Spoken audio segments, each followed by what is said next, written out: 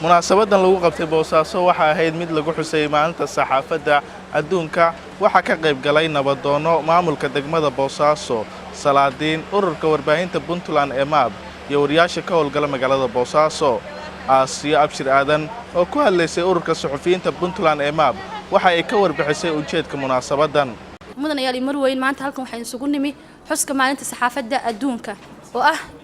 ilaalinta xorriyadda qowlka ama madax bannaanida hadalka sida saaxiibkeena inoo sheegay oo dhacda ama aalaba ku beeganta 3 bisha May 2018 sanadkan muddo 25 sano ayaa laga joogaa waxaynu ognahay wariyuhu in maalin walba uu yahay kan ku hadla hadalka dadka aan hadalka lahayn ama shacabka hadalka lahayn iyo waliba bulshada qaybaheeda kala duwan hadii ay ahaan lahayd mas'uuliyiin iyo hadii ahaan lahayd shacab caadiyaba balse maanta waxaynu leenahay waa maalintii wariyaha loogu talagalay inuu isagu hadlo oo maanta uu hadalka lahaa waxaan rajaynayaa hadallo badan oo maskaxdiina ku jira inaad maanta nala wadaagi doontaan aan la wadaagi doono mas'uuliyiinta iyo marti sharafta iyo xataa suxufiyiinteena dhexdeena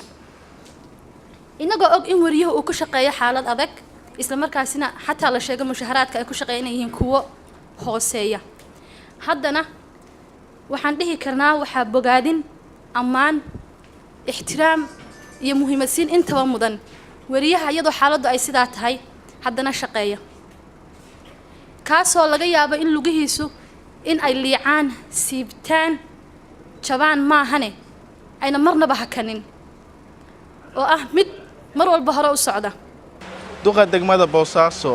Cabdisalaam Bashiir Cabdisalaan ahna wasiir ku-xigeenka wasaaradda maaliyadda Puntland iyo gudoomiye ku-xigeenka gobolka Bari Axmed Cali Cabdullaahi Cirro waxay u hambalyeeyeen dhammaan wariyaasha Soomaaliyeed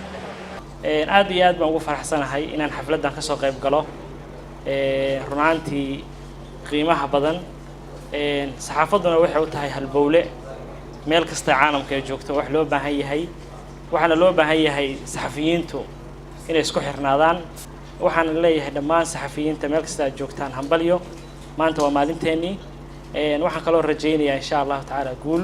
haddaan saxaafadda joogno waxba ma aanu qaban kareen marka aad baan saxaafadda ugu mahadcelinaynaa dhalinyaradiina da'da yar iyo kuwiina waaweynba oo shaqada aad qabateen maantana waa maalintii saxaafadda waxaan idin ballan qaadaynaa inaa idinku isaanisaanin booliiska aad ka cabanaysaan iyo maxkamadaha iyo dawladda iyo cid idin hadlaysa ma jirto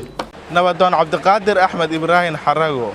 oo ku hadlayay afka nabadoonada gobolka Bari waxa uu wariyaasha kula dardaarmay in ay ka shaqeeyaan nabadda iyo horumarka dalka anigu si gaara saxaafadda waxaan la ahay si saaxiib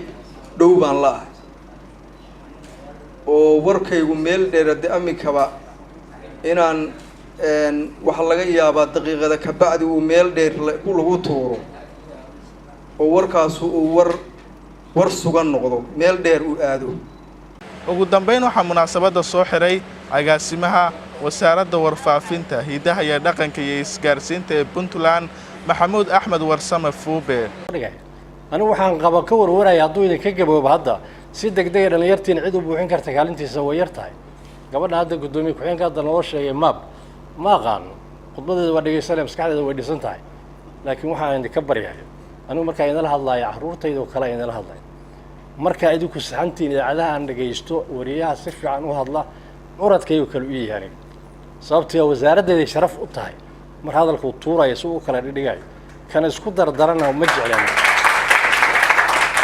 marka nin kasto oo halka yimid oo qudbeeyay ana idin ka xiga ana jecel sharaftiina iyo ammaankiina hadii la yiraahdo wariyaha meel wax lagu yeelay 9 saac habeenimo telefoon dira maanta oo kala 3 May waxa caalamka oo dhan laga xusaa maalinta xorriyadda saxaafadda Xamse Cabdirashiid SBC Boosaaso